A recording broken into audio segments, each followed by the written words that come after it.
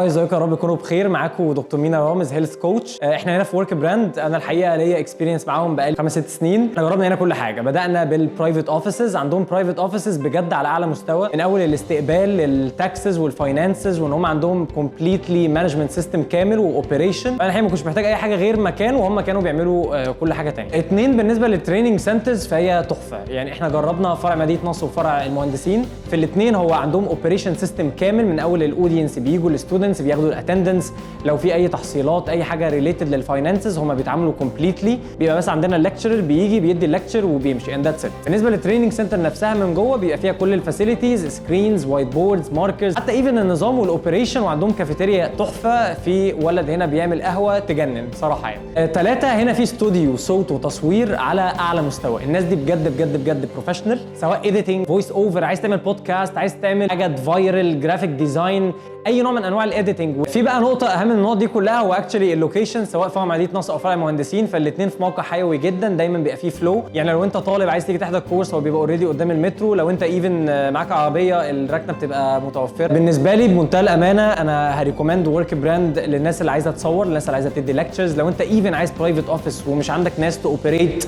المانيوال بتاعك او السيستم اللي انت حاطه، فانا بريكومند ورك براند. مكان بجد بروفيشنال، الناس هنا فيري فريندلي، الفايبس لذيذه، هتيجي تتبسط وتمشي وتعمل شغلك. ورك براند، جيت اب.